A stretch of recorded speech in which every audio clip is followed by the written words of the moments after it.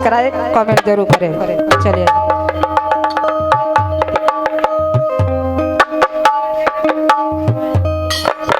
अपना आंगनवा में आसन लगइब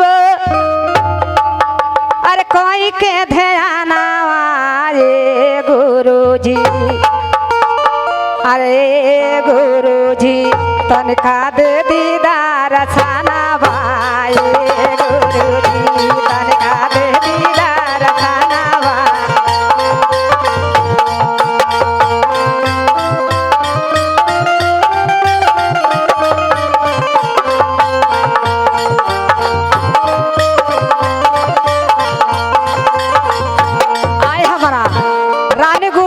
तरफ से बहुत बहुत आशीर्वाद मिलल पुरस्कार मिलल।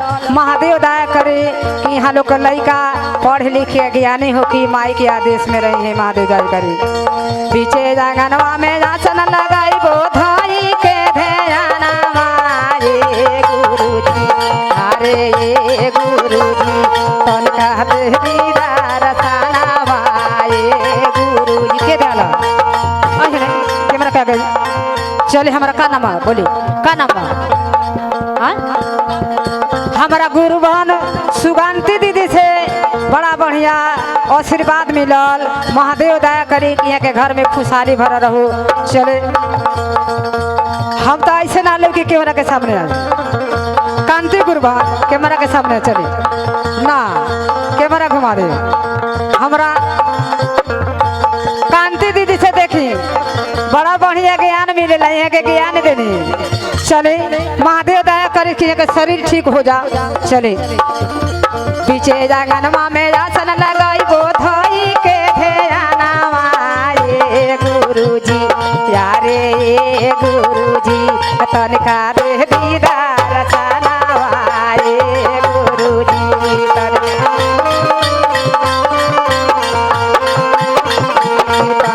दे दीदार साना मारे गुरुजी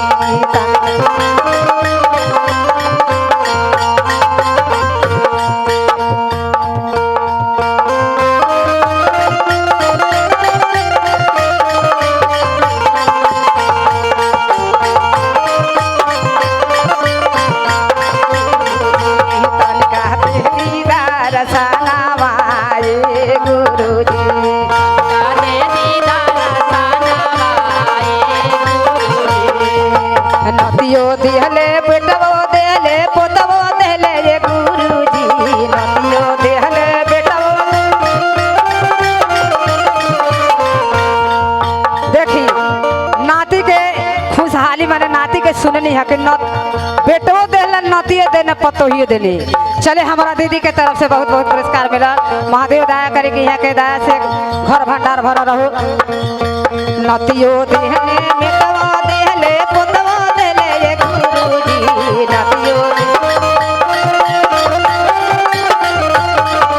बेटवो देहले पतोहियो देहले पोतवो देहले ये गुरुजी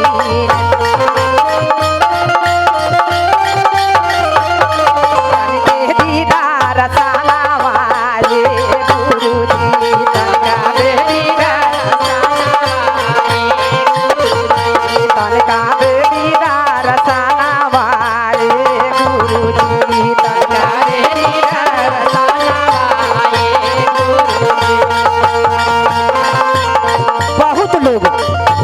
बहुत लोग सोचता ए है शिव चर्चा में जा तारी सन तो नाचा तारी सन आ यहाँ तक सास बहुत कहेला लो सास नु एगो सास जो बैठल बनी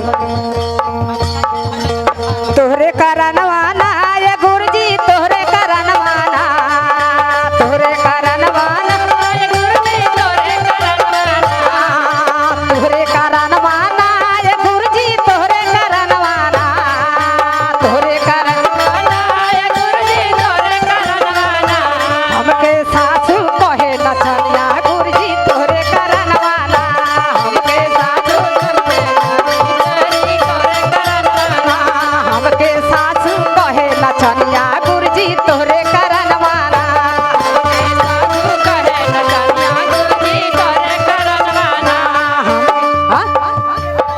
अच्छा का नाम है बाबू?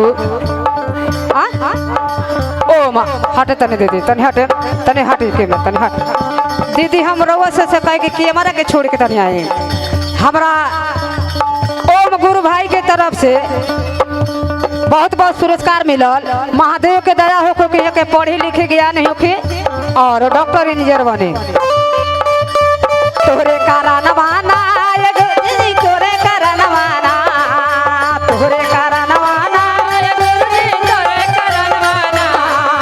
तोहरे कारणवाना गुरुजी तोहरे कारणवाना तोहरे कारणवाना